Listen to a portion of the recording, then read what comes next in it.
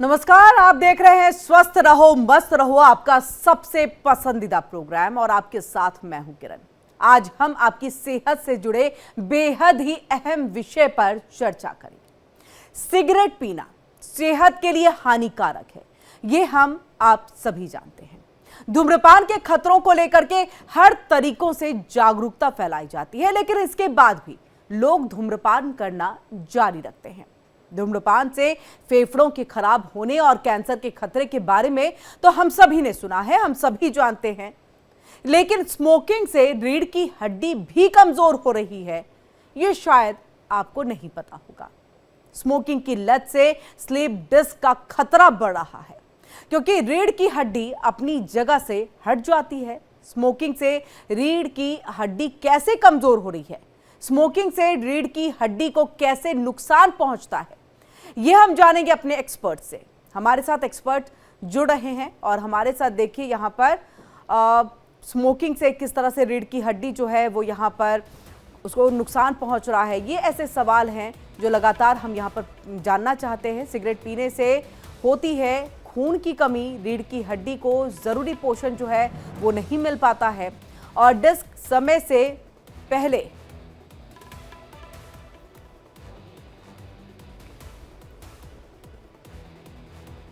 तो देखिए डिस्क समय से पहले घिसने लगती है, धीरे धीरे हड्डियां कमजोर हो जाती हैं, शरीर का संतुलन बिगड़ जाता है। अब ऐसे में देखिए कि रीढ़ की हड्डी को कैसे सुरक्षित रखा जाए, ये भी एक बड़ा सवाल है। सिगरेट छोड़ना सबसे प्रभावी कदम है और ऐसे में देखिए विटामिन और मिनरल से भरपूर संतुलित आहार रोजाना लेना चाहिए। हल्का व्यायाम भी आप करें। पीठ या गर्दन में दर्द हो तो डॉक्टर से संपर्क जरूर साधें। इसमें किसी भी तरह की कोई कोताही जो है वो आप नहीं बरते। और ऐसे में देखिए कि कौन सबसे ज्यादा खतरे में है, ये अब देखिए एक बड़ा सवाल है और ये बड़ा सवाल को लेकर के जो अभी तक हमने जानकारी जुटाई कि रोजाना सिगरेट पीने वाले जो है वो सबसे ज्यादा खतरे में जो है वो आते हैं। और उसके बाद देखिए 10 साल से जो लगातार धूम्रपान कर रहे हैं वो जो है उनकी जीवन शैली भी ठीक नहीं है, वो भी इसके खतरे के निशान में जो है आपको आते हैं। ऐसे में रेड अलर्ट उनके लिए भी है एक तरह से।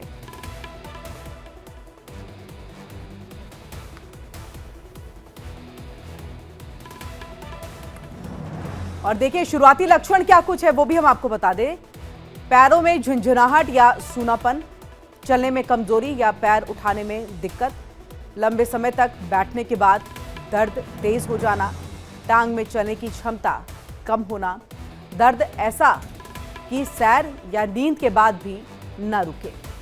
तो ये ऐसी चीज़ें हैं जो अभी तक बातें आ रही थी सामने कि क्या कुछ लक्षण हो सकते हैं, क्या कुछ हो सकता है, तो वो हमने आपको बताया ग्राफिक्स के जरिए। और चलिए हमारे साथ यहाँ पर इसी पर बातचीत करने के लिए दो खास मेहमान जुड़ चुके हैं। डॉक्टर सैयद शाकिब हमारे साथ जुड़ चुके हैं, सीनियर फिजिशियन है, और डॉक्टर समीर भाटी जी हमारे साथ जुड़ चुके हैं, पब्लिक हेल्थ एक्सपर्ट है।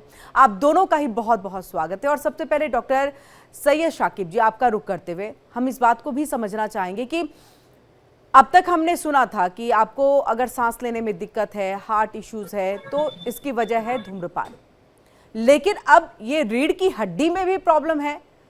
क्या ये पहले से था या अब के वक्त में माहौल बदला, आपके एक डेली रूटीन आपकी बदली, स्मोकिंग अब बहुत ज़्यादा करने लगे, ये तमाम ऐसी चीज़ें हैं जिसकी वजह से आपको आपके स्पाइन में भी जो है वो पेन जो है वो शुरू हो गया है? जी, बहुत बहुत शुक्रिया आपको हमें इससे कनेक्ट करने के लिए। जी। और आपका सवाल बहुत अच्छा है, क्योंकि पहले हम हमेशा यही समझते रहे कि जब हम ज़्यादा स्मोकिंग करते हैं तो डायरेक्ट इम्पैक्ट जो है वो लंग्स पे आता है। लेकिन अब जब रिसर्चेज होती हैं तब बहुत सारी चीज़ें सामने आती हैं। अब आप ये देखिए कि जो north eastern Indira Gandhi regional institute of health and medical science ने जो रिसर्च किया है, उसने ये फाइंड आउट किया कि धीरे धीरे हमारे जो डिस्क में जो एक कुशनिंग मटेरियल होता है जिसको हम कार्टिलेज बोलते हैं, तो वो डैमेज हो रहा है। और वो भी उसका भी साइंटिफिक रीजन है।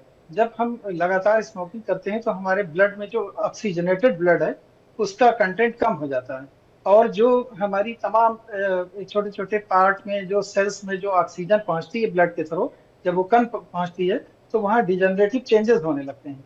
और ये चेंजेस जो है ऑब्जर्व किए गए हैं डिस्क के जो कुशनिंग मटेरियल है उसमें, जिसको हम कार्टिलेज बोलते हैं, और बोन के अंदर जो ब्लड की सप्लाई है, जो कुशनिंग मटेरियल है उसमें ऑक्सीजन का कम हो जाना, ये सब मिलकर क्या करते हैं, डिस्क को डैमेज कर देते हैं और इन्फ्लामेशन कर देते हैं।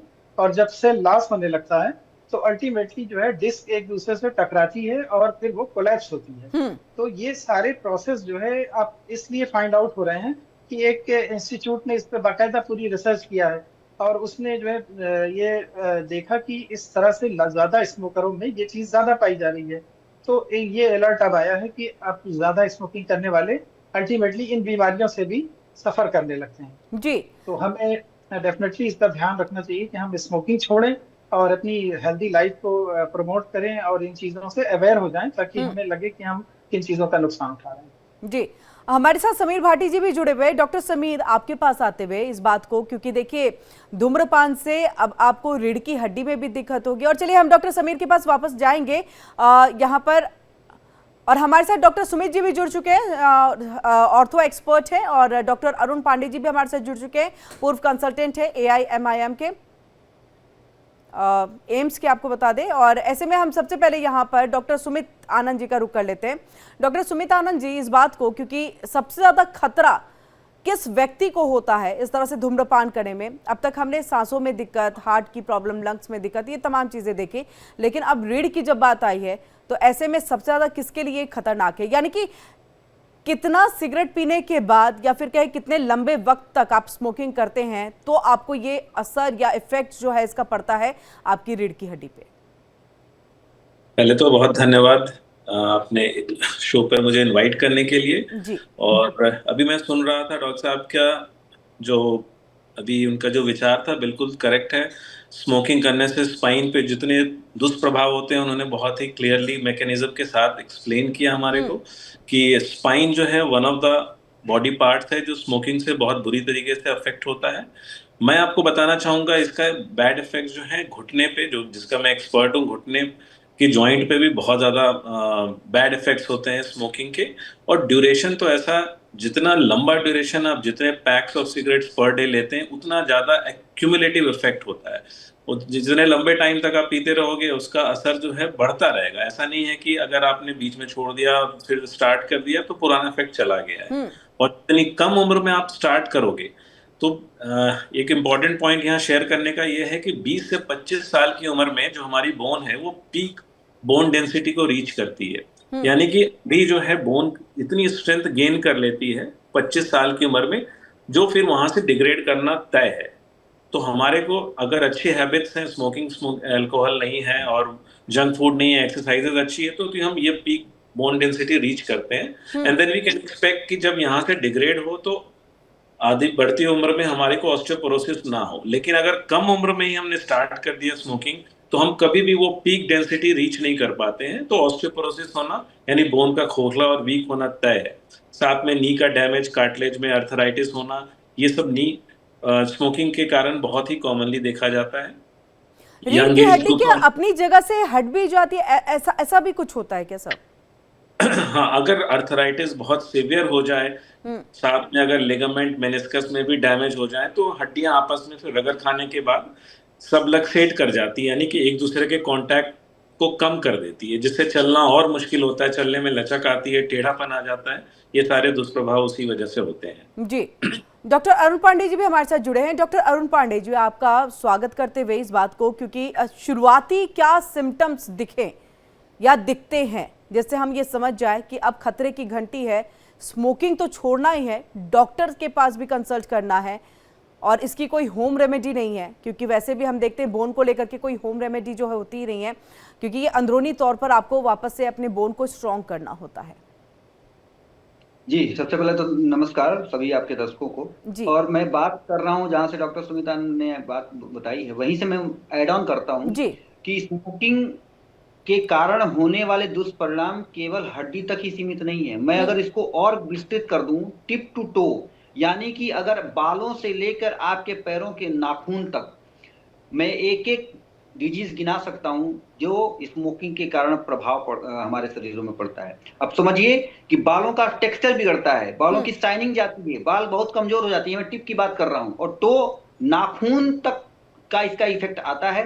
तो ये केवल बोन तक ही सीमित नहीं है मैडम, ये स्मोकिंग हमारे हर सिस्टम को इन्वॉल्व करता है, हर सिस्टम को कमजोर करता है, हर सिस्टम को बेकार करता है, और लास्ट में आपको कैंसर जैसी भयानक बीमारी, आप सब लोग, हम सब जानते हैं कि क्या क्या होता है, आम जनता में भी ये पता है कि कैंसर हो जाता है जी, लेकिन इसके परिणाम पहले से ही हर अंगों पे प्रभाव डालता है। कैंसर अचानक से आपको सामने नहीं आ जाएगा, यानी कि, और खासकर बोन की बात जो डॉक्टर सुमित आनंद ने कही कि डेंसिटी पे इफेक्ट पड़ता है, तो जो ऑस्टियोपोरोसिस नामक जो बीमारी है, ये बीमारी में जब हम एमबीबीएस के दौरान अपने स्टूडेंट को पढ़ाते हैं या एमएस को पढ़ाते हैं, तो ये बताते हैं कि एक कारण ऑस्टियोपोरोसिस का, यानी कि हड्डी के जो खोखलापन का जो रोग है, और ये आपके दर्शकों को ये मैं बताना चाहूंगा कि ऑस्टियोपोरोसिस आरटीए यानी रोड ट्रैफिक एक्सीडेंट के बाद सबसे ज्यादा जान लेने वाली बीमारियों में से शुमार है।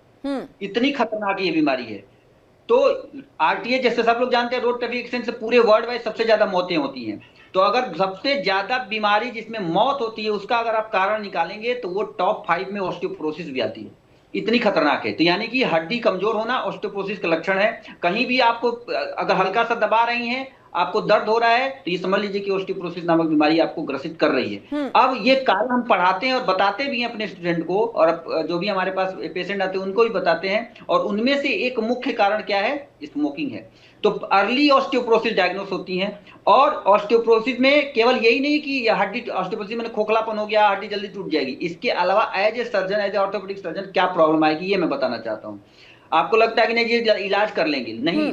जब ऑस्टियोपोरोसिस वाली बीमारी में फ्रैक्चर हो जाता है तो वो हड्डी जल्दी जुड़ती भी नहीं है, यानी कि अगर आप ये कहेंगे नहीं जुड़ती तो प्लेट कर लेंगे, स्क्रू कर लेंगे, ऑपरेशन करा लेंगे, कोई इंप्लांट डलवा लेंगे। इंप्लांट में डालने में क्या होता है, क्वालिटी ऑफ बोन ज्यादा जरूरत है, यानी कि क्वालिटी ऑफ बोन अगर अच्छी नहीं है तो आप स्क्रू कैसे लगाएंगे, वो खोखलेपन हड्डी में स्क्रू का होल्ड नहीं आएगा, यानी कि ग्रिप नहीं आएगा। रॉड जो डालेंगे, रॉड कहीं से भी बाहर निकल सकती है क्योंकि हड्डी कमजोर है, तो ये भी प्रॉब्लम है। यानी कि स्मोकिंग के कारण हड्डी का खोखलापन, इसके बाद सर्जन के लिए क्या हेडक है कि वो जल्दी से आपका ऑपरेशन की रेंज कर ही नहीं पाएगा, और अगर कर भी दिया तो हमेशा उसके मन में ये डर रहेगा कि कहीं से फिर से हड्डी का फ्रैक्चर ना हो जाए। रही बात रीढ़ की हड्डी की बात, जो डॉक्टर साहब अभी बता रहे थे, ये रीढ़ में डिस्क है, यानी कि अगर इतनी मोटी डिस्क है तो वहां पे भी हड्डी जहां भी होगा वहां कैल्सिफिकेशन की बात होगी। तो जैसे मैंने ये बताया कि सभी रीढ़ की हड्डियों में या किसी भी हड्डी में खोखलापन ला सकता है, तो उसी तरह जो हमारा स्पाइन की हड्डी है जो कि मजबूत है अगर हड्डी है, उसमें भी क्या होता है, अगर ऑस्टियोपोरोसिस हो गई है, खोखलापन होने लगा, तो वो सामान्य लचक में भी वो कोलैप्स हो जाएगी, टूट जाएगी। और उसी के पीछे हमारे एक वाइटल ऑर्गन है जिसको हम लोग स्पाइनल कॉर्ड बोलते हैं, अगर उसमें अगर कोई चोट लग गई या उसकी वजह से उसने दबने लगी, तो आपको सिम्टम्स ये आएंगे कि पैरों के नीचे जो बोला जाता है ना कि हमें सुन्नपन होने लगा है, या पैर काम नहीं कर रहे हैं, या फिर मसल काम नहीं कर रही है, तो ये उसके भी कारण हो सकते हैं। और डिस्क की जो समस्या बोली गई है, डिस्क क्यों हो जाता है, जब हड्डी हमारी कमजोर है तो उसमें डिस्क एक जिलेटिनस मटेरियल होता है, ये पिलपिला एक पदार्थ होता है, उस पर अगर कोलैप्स होगा तो वो फटेगी, यानी कि या तो आगे जाएगी या तो पीछे जाएगी। जब पीछे जाती है उसी को डिस्क प्रोलैप्स बोलते हैं, और जो कॉर्ड है हमारी स्पाइनल कॉर्ड उस पर कंप्रेशन देता है। और इसीलिए आप देखते होंगे कि जिसको भी वह बताया जाता है कि डिस्क की समस्या है, तो आपको एक चीज जरूर बताएगा वो मरीज कि मेरे कमर में दर्द स्टार्ट होता है और पैरों तक जाता है, और सामान्य भाषा में क्या बोलता है वो मरीज कि हमें डिस्क की समस्या हो गई। तो ये जो समस्याएं हैं ये स्मोकिंग से और के साथ साथ आपको जानलेवा बीमारी तक पहुंचाएगी, जिसका नाम है, हड्डी का एक रोग है जिसका नाम मैंने पहले ही बताया, डॉक्टर सुमित आनंद ने भी बताया, ऑस्टियोपोरोसिस। तो ये स्मोकिंग इतना खतरनाक है और जानलेवा है वाकई। डॉक्टर समीर भाटी जी, आपसे इसी को लेकर के समझना, क्योंकि देखिए जानलेवा है, पता है, आप लोग तो स्टूडेंट्स के साथ भी काफ़ी कंसल्ट करते होंगे, हमने अक्सर देखा है। देखिए कई बार तो होता है कि टशन में लोग स्मोकिंग स्टार्ट कर देते हैं कि ये तो टशन में सबसे ज़्यादा ज़रूरी है कि आप स्मोक कर रहे हैं, लेकिन इस बात को, क्योंकि कई बार ये भी बच्चों की तरफ से ये सुना जाता है कि बहुत ज़्यादा स्ट्रेस है, या फिर काम करने वाले जो लोग हैं, युवा हैं, यंगस्टर्स हैं, कि स्ट्रेस बहुत ज़्यादा है, एक स्मोकिंग अगर हम कर ले, स्मोक कर ले, तो ये टेंशन हमारी कम हो जाती है, थोड़ा सा स्ट्रेस लेवल हमारा कम हो जाता है। क्या वाकई ऐसा कुछ होता है तुरंत प्रभाव से जिसकी वजह से लोग इतने ज़्यादा और भारी मात्रा में जो है स्मोकिंग करते हैं? तकरीबन देखिए कई लोग तो 10 साल से जुड़े हुए हैं, कई लोग तो एक दिन में एक पैकेट तक को ख़त्म कर जाते हैं, लेकिन इसके बाद के साइड इफ़ेक्ट पर कोई ध्यान नहीं देता है। भी जैसा हम देख भी रहे हैं, खास तौर पे हमारा यूथ काफी ज्यादा प्रभावित है। तो अभी आप ये देखिए कि स्पेसिफिकली हम अगर स्मोकिंग को लेकर बात कर रहे हैं तो कार्डियोवैस्कुलर डिजीज को लेकर तो चलिए फिर भी डिस्कशन इस बारे में बात की जाती है कि यंग हार्ट अटैक जैसे बढ़ रहे हैं, उसके पीछे भी एक प्रमुख कारण हमारा स्मोकिंग वगैरह है। दूसरा हम जैसा बात करते हैं कि आजकल आपका सिटिंग जॉब बहुत ज्यादा, तो सिटिंग जॉब को भी हम एक तरह का स्मोकिंग का जैसा इफेक्ट आता है वैसे ही माना जाता है। अब यहाँ पर देखिए इस रिसर्च में जो बात की गई है वो स्मोकिंग का लिंक स्लिप डिस्क से बताया गया है। अब स्लिप डिस्क के वैसे हम कारण देखें, कन्वेंशनल कारण देखें तो कई बार होता है कि आपका इंजरी वगैरह की वजह से हो सकती है, किसी तरह की चोट वगैरह लगी हो, या कई बार एजिंग प्रोसेस होता है, उसके अंदर भी हमारी जो स्पाइन का स्ट्रेंथ होती है और जो फ्लेक्सिबिलिटी होती है वो कम होती है, तब स्लिप डिस्क। पर यहाँ पर स्मोकिंग को स्लिप डिस्क से कनेक्ट किया गया है और वो समस्या काफी ज्यादा इनफैक्ट अब यूथ में बढ़ भी रही है, यंग लोगों के अंदर। उसका कारण इसमें देखिए क्या होता है कि स्मोक का आप जब करते हैं, स्मोकिंग जब करते हैं, तो उससे एक तो आपका वेसो कंस्ट्रिक्शंस होता है, मतलब आपकी जो वेसल्स है, ब्लड वेसल्स है जो ब्लड सप्लाई करती है, उनमें थोड़ी कंस्ट्रिक्शंस आती है, मतलब वो कंस्ट्रिक्ट होती है, साथ ही साथ उनमें इन्फ्लेमेशन भी होता है। तो कहीं ना कहीं आपकी ब्लड सप्लाई भी इफेक्ट होती है। तो जैसा अभी डॉक्टर साहब ने भी बताया ना कि स्मोकिंग हेड से लेके टो तक बॉडी के हर एक पार्ट को अफेक्ट करती है। तो उसमें स्पाइनल कॉर्ड भी, स्पेसिफिकली स्पाइन की भी हम बात करें, और स्लिप डिस्क का भी इसमें लिंक बताया गया है, क्योंकि कहीं ना कहीं आपका ब्लड की बॉडी में इन्फ्लेमेशन भी रहेगा। और दूसरा जैसे आपने बताया कि इसको स्ट्रेस से लोगों ने लिंक कर दिया है कि भाई एक जब भी वो स्मोक करते हैं तो उनको एक फील गुड फैक्टर आता है और धीरे धीरे फिर वो एडिक्शन की तरफ चले जाते हैं। तो वो तो जैसा हम बात करते हैं, निकोटिन की बात करते हैं कि भाई कोई एक हैबिट फॉर्मिंग हो जाता है और लोग को जब भी थोड़ी सी कोई सिचुएशन ट्रिगर होती है, कोई परेशानी होती है, तो स्मोक करना शुरू कर देते हैं। तो वैसे तो देखिए ऑलरेडी बहुत सारी रिसर्च है और जिसमें नोन है कि इसमें काफी तरह के कार्सिनोजेनिक चीजें होती है जो कैंसर कॉज करती हैं, हार्ट डिजीज कॉज करती हैं। बट अब इसमें जैसा स्पेसिफिकली स्पाइन की समस्याएं भी काफी ज्यादा बढ़ गई है, तो वो भी इससे लिंक मानी जा रही है। तो बहुत ज्यादा जरूरी है कि लाइफस्टाइल तो आप अपना बदलाव कर ही रहे हैं, बट साथ ही साथ अगर स्मोकिंग जो भी करते हैं हमारे युवा, तो उनको इसको भी छोड़ना होगा, क्योंकि चलिए हार्ट के लिए तो आप बात कर ही रहे हैं, पर स्पाइन भी आपका एक बहुत एसेंशियल बॉडी का पार्ट है जो कि आपको बहुत बॉटम टू टॉप अगर आपका कोई चीज असर कर रहा है, साइड इफेक्ट है, तो डेफिनेटली उस चीज को क्विट करना ज्यादा जरूरी है।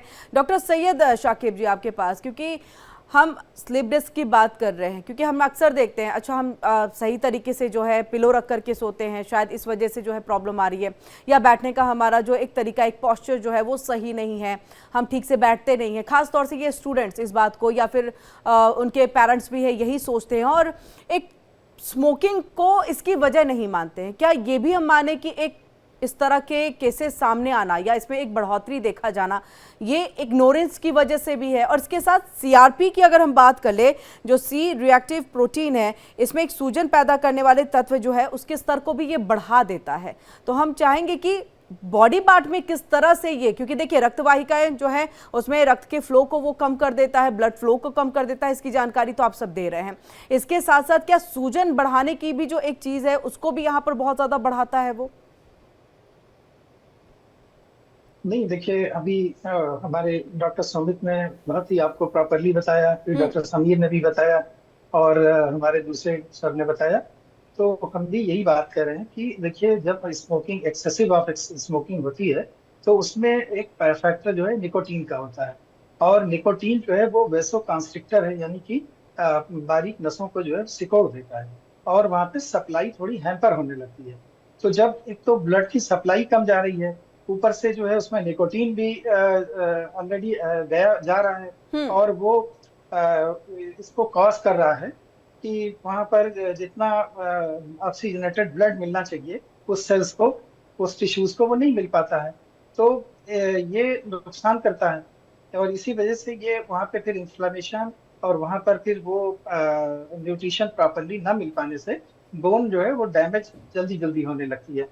और फिर उसमें पॉस्चर, उसमें बैठने का जो तरीका है, चलने का, और आपकी जो पूरी ओवरऑल लाइफ स्टाइल है वो भी उसमें कंट्रीब्यूट करती है। अब तीसरी चीज जो है वो आप देखें, आजकल हमारा जो फूड हैबिट है, और बहुत ज्यादा जो यंग जनरेशन है वो फास्ट फूड की तरफ बहुत ज्यादा वो रहती है। ज्यादा क्या इफेक्टिव होता है सर, स्मोकिंग या फिर फूड हैबिट्स और आपकी लाइफस्टाइल? देखिए सब मिलके कंट्रीब्यूट करते हैं, लेकिन इसमें सबसे ज्यादा जो है वो हमारी जो अभी लाइफ स्टाइल है वो उसमें कंट्रीब्यूट कर रही है। जैसे कि हम लोग जो है धूप में बहुत कम होते हैं, तो विटामिन डी ना मिलने से बोन ऑलरेडी जो है बहुत ही कमजोर हो जाती है। फिर उसमें कैल्शियम के कंटेंट्स कम होना, फिर जो है उसके बाद ये आप एडिशनली जब स्मोकिंग और ये सारी चीजें कर रहे होते हैं, बहुत सारे लोग मेडिसिन ले रहे होते हैं, बहुत सारे लोग जो है वो उनको न्यूट्रिशनल फूड नहीं मिल पा रहा होता है, तो सब मिलके वो बहुत ज्यादा नंबर ऑफ पेशेंट जो है बढ़ जाते हैं। और उसमें अगर आप एडिशनली अपने को और बीमार बनाने के लिए आप दिन भर में चेन स्मोकिंग कर रहे हैं, तो डेफिनेटली जो है वो ये नई नई चीजें जो है वो और ऐड ऑन हो जाती हैं। अब जो ये इंस्टीट्यूट ने, जो इंदिरा गांधी रीजनल इंस्टीट्यूट है, इसने जो रिसर्च किया, फोकस किया इस पार्ट पर, तो उसने फिर यही फाइंड आउट किया कि जब हमारी सेल्स डैमेज होने लगती हैं और डिस्क में जो है वो कार्टिलेज डैमेज होने लगता है और ब्लड वेसल्स जो है वो रिड्यूस हो जाती हैं और न्यूट्रिशन नहीं मिल पाता, तो इस तरह के केसेस ज्यादा बढ़ने लगते हैं। और उन्होंने ये ऑब्जर्व किया कि बोन का ये पार्ट जो है वो ज्यादा उन लोगों में इफेक्टिव पाया जा रहा है जो मतलब एक्सेसिव स्मोकर हैं। तो लोगों को आपके चैनल के माध्यम से ये जरूर समझना चाहिए कि आप स्मोकिंग को छोड़ दीजिए, आप हेल्दी लाइफ स्टाइल को अपनाइए, आप न्यूट्रिशनल फूड लीजिए, आप अपनी पूरी लाइफ हैबिट को बदलिए, वरना तो एक ना एक दिन बीमार हो जाएंगे। तो डॉक्टर तो बेचारा डैमेज कंट्रोल कर ही रहा है, वो ट्रीटमेंट कर रहा है। हमारे आंखों के सर्जन्स जो है रोज इस तरह के केसेस देखते हैं, लोगों को फिर भी बताते हैं, और लोगों के अंदर जितनी अवेयरनेस ला सकते हैं डॉक्टरों के और आपके चैनल की तरफ से, तो वो लानी चाहिए। बिल्कुल सर, देखिए डैमेज कंट्रोल तो डॉक्टर्स कर सकते हैं, लेकिन जो डेंट लग गया उस डेंट को कितना ज्यादा ठीक कर पाएंगे? दाग तो देखिए रह ही जाएगा और आने वाले दिनों में वो भी कहीं ना कहीं दिक्कत तो करता ही है। हमारे साथ यहाँ पर डॉक्टर सुमित आनंद और लगातार बाकी डॉक्टर्स भी जो है जुड़े हैं। डॉक्टर सुमित आनंद, आपका रुख करते हुए इस बात को कि हम देखते हैं जो स्मोकिंग करते हैं, खाना बहुत कम न के बराबर और स्मोक कर लेते हैं, जिससे उनकी भूख मरती है।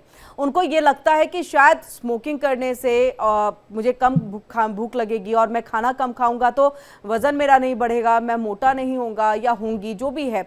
लेकिन ऐसे में इसके जस्ट ऑपोजिट भी कई बातें आती है। तो ये कितना सत्य, कितना मिथ, इसको आप बताइएगा। और वजन बढ़ने में स्मोकिंग कितना ज्यादा, क्योंकि वजन बढ़ा तो समझिए आपकी आधी प्रॉब्लम, यानी कि आधी बीमारी तो वहीं से शुरुआत उसकी हो गई। बिल्कुल सही कह रहे हो आप। कई बार ऐसा लोग सोचते हैं कि वेट कम करने का एक अच्छा तरीका हम स्मोक कर लें, हमें भूख कम लगेगी। सो वेरी कॉमन ऑब्जर्वेशन, मैंने भी सुना है, देखा है। बट द थिंग इज कि आप वेट कम करना क्यों चाहते हैं? Because you want to be healthy. आप चाहते हैं कि आपका बॉडी, क्योंकि ज्यादा वेट ओबेसिटी में हमें पता है अलग उसके साइड इफेक्ट्स होते हैं, ऑर्गन्स पे सारे, आप चलना फिरना मुश्किल है, जॉइंट्स खराब होते हैं, रीढ़ की हड्डी पे दुष्प्रभाव होते हैं। अल्टीमेटली आपका एम है एक हेल्दी बॉडी, और आप वो गोल रीच करने के लिए एक अनहेल्दी तरीका अगर यूज करो, स्मोकिंग के जरिए आप सोचो कि अपना वजन लूज करें और ओबेसिटी के साइड इफेक्ट्स कम करें, लेकिन आप स्मोकिंग के साइड इफेक्ट्स तो ले रहे हो पूरी तरीके से, तो ये कहीं से भी जस्टिफाइड नहीं है कि आप स्मोक करें सो दैट कि आपका वेट कम हो जाए। और जितने भी साइड इफेक्ट्स हो सकते हैं, आप इनफैक्ट मैं ये कहूंगा कि ओबेसिटी तो एक ऐसी कंडीशन है, फिर भी बहुत सारे तरीकों से आप उससे निजात पा सकते हो, या बहुत लॉन्ग लास्टिंग साइड इफेक्ट्स नहीं है। लेकिन स्मोकिंग के कैंसर जैसे डॉक्टर अरुण ने बताया कि जानलेवा जो साइड इफेक्ट्स हैं हो सकते हैं, तो स्मोकिंग कहीं से भी जस्टिफाई नहीं किया जा सकता है। हमने देखा है कि हमारे केसेस में कई बार जो हड्डी जैसे लोगों की जुड़ती नहीं है फ्रैक्चर के बाद, उसमें स्मोकिंग एक मेजर रीजन है। और ये काफी लोग जानते भी हैं कि स्मोकिंग की वजह से हड्डी जुड़ने में परेशानी आ रही, बट जॉइंट रिप्लेसमेंट जैसी जो प्रॉब्लम है उसमें भी स्मोकिंग का बहुत ही नेगेटिव रोल होता है। कैसे? तो अगर आपकी बोन्स वीक हैं स्मोकिंग की वजह से और आप जॉइंट रिप्लेसमेंट सर्जरी कराते हो, तो उसमें इम्प्लांट की पकड़ अच्छी नहीं बनती है, तो वैसे इम्प्लांट जल्दी लूज होने के डॉक्टर अरुण भी कर ही रहे थे सर। बिल्कुल। और ऐसे केसेस जिसमें स्मोकिंग जाता है, कोई भी सर्जरी वो कराएं, जैसे आपने बोला सीआरपी लेवल बहुत हाई होता है क्योंकि बॉडी में इन्फ्लेमेशन होता है स्मोकिंग के रिजल्ट से, तो उसमें इन्फेक्शन होने के चांसेस बहुत होते हैं, इम्यूनिटी कम हो चुकी होती है, तो सर्जरी आपने करा भी ली तो उसके कॉम्प्लिकेशंस बढ़ जाते हैं। तो अगेन आई वुड लाइक से कि स्मोकिंग कहीं से भी जस्टिफाई नहीं कर सकते हैं आप for a good effect. Okay doctor Arun, अब ट्रीटमेंट क्या? क्योंकि हर कोई यही जानना चाहेगा, ठीक है मैंने 10 साल तो सिगरेट ले लिया, अब मुझे प्रॉब्लम भी हो रही है, स्पाइन में भी रेस्ट, मुझे सांस लेने भी दिक्कत हो रही है, ट्रीटमेंट क्या? डॉक्टर से कंसल्ट करें तो बड़ी बड़ी मशीनों का ही सामना करना पड़ेगा या छोटी कोई दवाई इंजेक्शन से भी काम जो है वो चल जाएगा? देखिए किरण जी, सबसे बड़ा ट्रीटमेंट तो यही है जो आप बार बार आपके स्किन पे भी चल रहा है, स्मोकिंग छोड़ें, स्मोकिंग छोड़ें, स्मोकिंग छोड़ें। लेकिन अब इसके गूढ़ रहस्य पे जाते हैं कि क्या किसी स्मोकर को आप बोल देंगे कि स्मोकिंग छोड़िए और छोड़ देगा? नहीं छोड़ पाएगा। यानी कि हमें एक ग्रेजुअल प्रोसीजर के तहत काम करना पड़ेगा। कई ऐसे हमारे पास पेशेंट एडमिट करता हूं मैं, और एडमिट लगातार डॉक्टर सुमित भी करते होंगे, सर भी करते होंगे, कि आप वो जब आप एडमिट कर लेते हैं तो अस्पताल में तो स्मोकिंग मिलेगी नहीं, क्योंकि उसको जैसे हमारे पास अस्पतालों में लगा हुआ है स्मोक डिटेक्टर। अब वो किसी न किसी वो बेचैन रहता है, हमें साइकियाट्रिस्ट का ओपिनियन लेना पड़ता है। यानी कि आपके वो स्मोकिंग केवल आपकी हैबिट तो है, लेकिन वो प्रभाव कहाँ डाल रही? आपके दिमाग पर। हमारे दिमाग पे एक सेंटर है जो कि वो जील पैदा करती कि वो मुझे चाहिए, यानी कि वो डिमांड कर रही है, रेज कर रही है कि आपको स्मोकिंग कराती है जब आपकी लत पड़ जाती है। तो यानी कि अब उस कंडीशन में क्या है कि आपको इस लत को पूरी ओवर द नाइट नहीं, कोई ऐसी दवा मैं नहीं खिला दूंगा कि आज मैं खिलाऊंगा कल से वो स्मोकिंग से नफरत करने लगेगा या किसी स्मोकर के पास नहीं बैठेगा। तो ये ग्रेजुअल प्रोसीजर है। बोलने के लिए बहुत आसान है कि स्मोकिंग कल से छोड़ दीजिए, ये नहीं हो सकता। सामान्य अगर बात करूं तो ये होता नहीं है, ये हो नहीं पाएगा। तो यानी कि क्या शुरुआत कर सकते हैं, एक जरूर एक टिप्स दे सकता हूं मैं कि अगर कोई भी स्मोकर अगर 10 सिगरेट पी रहा है एक दिन में, तो वो कोशिश करे कि कल वो 2 या 3 कम कर सके, अगले दिन वो फिर 1 से 2 दिन कम कर सके। यानी कि धीरे धीरे ग्रेजुअल प्रोसीजर है, इसको ओवरनाइट नहीं कम कर सकते, क्योंकि अगर कम करेंगे तो वो उसकी कमी के कारण वो अगले दिन उससे ज्यादा पिएगा। अगर आप जबरदस्ती आप उस पर कोई चीज ऐसे करेंगे तो क्या करेंगे, वो डिमांड जो है वो सप्लाई और डिमांड की बात ये है, यहाँ पे भी है। आज अगर उसने किसी तरह आपने उसको बंद कर दिया रूम में, उसको नहीं दिया, कल तो आप ऐसा करोगे ना कि इग्नोरेंस थोड़ा सा हो ही जाएगा ना, तो कल वो आज वाली डाइट वो कल ले लेगा। इसको मैं डाइट भी बोल रहा हूँ, स्मोकिंग की जो डाइट है वो कल ले लेगा वो, कि चलिए 2 नहीं हुआ तो आज मैं 3 ले लेता हूँ, शायद मुझे कल ना मिले मौका। ऐसे में आपसे डॉक्टर अरुण इस बात को भी, कई सारे चिप्स आते हैं कि आप चिप लगा लेते हैं तो वो कहीं ना कहीं कंट्रोल करते हैं, या फिर च्यू करने के लिए भी कई सारी चीजें आ गई हैं, ये कितने इफेक्टिव होते हैं? नहीं देखिए, मैं वही बोल रहा हूँ कि कुल बेसिक क्या है, निकोटीन। हमारे माइंड में अगर निकोटीन जा रहा है, स्मोकिंग की वजह से निकोटीन ले रहा है वो पेशेंट या वो कोई स्मोकर, तो निकोटीन के पैचेज आते हैं, निकोटीन नहीं होता एक्चुअल में, वो निकोटीन का रिप्लिका होती है जो कि आपको धीरे धीरे निकोटीन से फ्री कराती है। तो उसका हम उपयोग कर सकते हैं, निकोटीन फ्री। क्योंकि क्या होता है, एक तो मैंने फिर बताया, एक तो दिमाग में आप स्मोकिंग करने के लिए सोचते रहते हो, दूसरी बात आपकी एक लत होती है, ये जो टसन वाली बात जो आप कह रहे थे, जो आदत हो जाती है कि हाँ ऐसे करके, और वो फील करने की बात कर रहा हूं मैं, जो कि साइकोलॉजिकल अगर मैं मनोवैज्ञानिक तरीके से मैं बात करूं तो एक ये दिखता है कि आप देखे होंगे स्मोकर को, आप कुछ भी पेन भी पकड़ाएंगे तो उसी स्टाइल में पकड़ेगा। मतलब अगर आप ऑब्जर्व कर सकें, जो चेन स्मोकर है, अगर उसको पेन भी पकड़ाएंगे तो अगर पेन भी वो स्मोकिंग के स्टाइल में आ जाएगा और आपको पता लग जाएगा कि ये चेन स्मोकर है। उसके होंठ पे भी आपको लग जाएगा कि ये स्मोकिंग करता है या करती है। तो ये आदत है मैम, अगर तो इसको हम पैच लगा के कम तो कर सकते हैं, लेकिन मेन फोकस में क्या करना चाहता हूं, उस व्यक्ति पे फोकस करना पड़ेगा। उस जो भी व्यक्ति स्मोकिंग कर रहा है उसको ये अपने आप से जील लानी पड़ेगी, अपने आप को। बिल्कुल, ये एक अंदरूनी इच्छा होनी चाहिए कि स्मोकिंग मुझे छोड़ देना है, अब आगे इसे कंटिन्यू नहीं करना है, मेरे इफेक्ट पे साइड इफेक्ट। बिल्कुल, बहुत जल्दी से सर, वक्त की कमी है सर, 30 सेकंड। कई संस्थाएं हैं जो कि नशा मुक्ति के लिए बहुत अच्छा काम करती हैं। नशा मुक्ति केंद्र में जाएं, साइकोलॉजिस्ट, और एक चीज और मैं बोलता हूँ, साइकियाट्रिस्ट से अपने जरूर मिले अगर आपको किसी भी लत से। ये बहुत महत्वपूर्ण है जी। बहुत बहुत शुक्रिया डॉक्टर अरुण, और हमारे साथ यहाँ पर डॉक्टर सभी जुड़े, आप दोनों का ही बहुत बहुत शुक्रिया हमारे साथ जुड़ने के लिए और तमाम यहाँ पर बातचीत करने के लिए।